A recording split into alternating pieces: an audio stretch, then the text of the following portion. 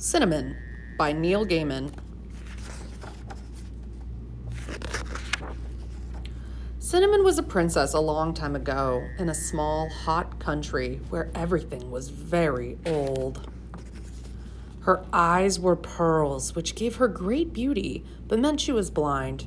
Her world was the color of pearls, pale, white, and pink, and softly glowing. Cinnamon did not talk.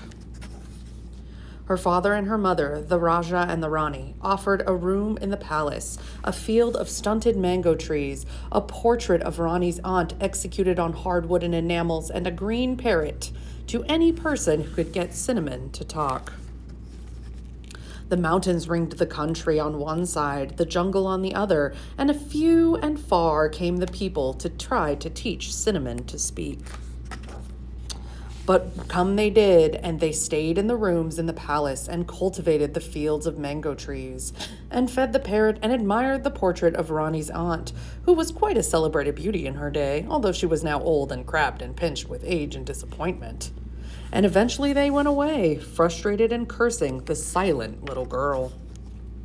One day a tiger came to the palace. He was huge and fierce, a nightmare in black and orange, and he moved like a god through the world, which is how tigers move. The people were afraid. "There's nothing to be frightened of," said the Raja. "Very few tigers are man-eaters."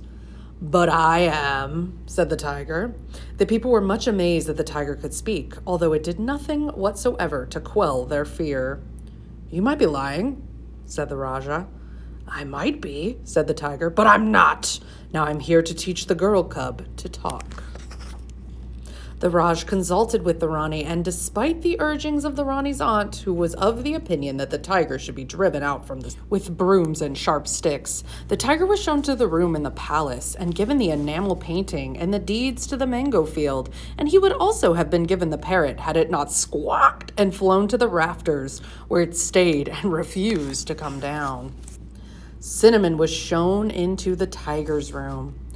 "There was a young lady from Riga," squawked the parrot from high in the rafters, "who went for a ride on a tiger. They came back from a ride with a lady inside and a smile on the face of the tiger." Although, in the interests of historical and literacy accuracy, I'm obliged to point out here that the parrot actually quoted another poem, much older and a little longer, with ultimately a similar message. "There," said the Rani's aunt, "even the bird knows. Leave me with the girl," said the tiger.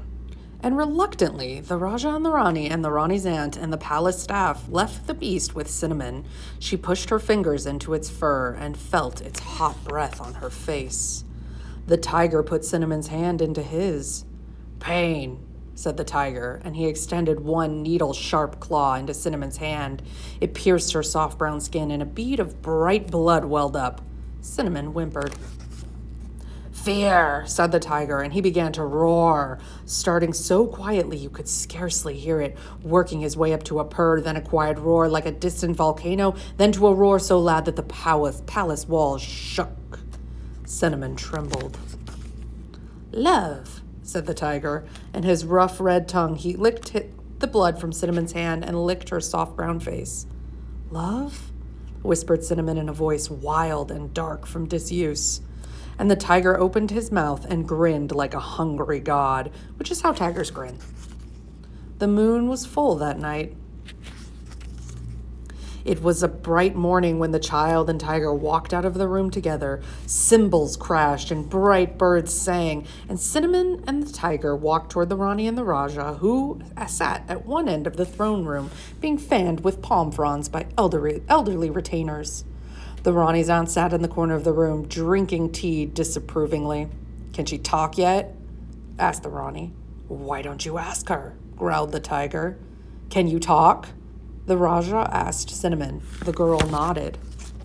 "Ha!" crackled the Rani's aunt. "She can no more talk than she can lick her own backbone." "Hush," said the Raja to Rani's aunt. "I can talk," said Cinnamon. "I think I always could." "Then why didn't you?" asked her mother. "She's not talking now," muttered the Rani's aunt, wagging one stick-like finger. "That tiger is throwing his voice."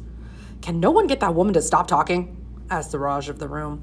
"Easier to stop him than start him," said the tiger, and he dealt with the matter. And Cinnamon said, Why not? Because I had nothing to say.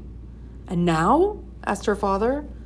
And now the tiger has told me of the jungle, of the chattering of the monkeys, and the smell of the dawn, and the taste of the moonlight, and the noise of a lake full of flamingos makes when it takes to the air, she said.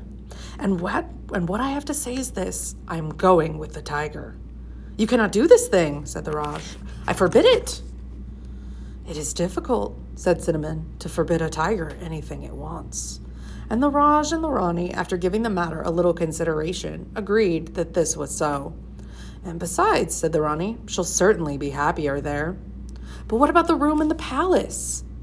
And the mango grove, and the parrot, and the picture of Rani's late aunt? Asked the Raj, who felt that there was a place for practicality in the world. Give them to the people, said the tiger.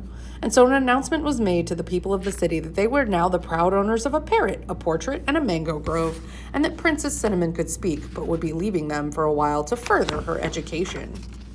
A crowd gathered in the town square, and soon the door of the palace opened, and the tiger and the child came out. The tiger walked slowly through the crowd with a little girl on his back, holding tightly to his fur, and soon they both were swallowed by the jungle, which is how a tiger leaves. So in the end, nobody was eaten, save only the Rani's elderly aunt, who was gradually replaced in the popular mind by the portrait of her, which hung in the town square and was thus forever beautiful and young.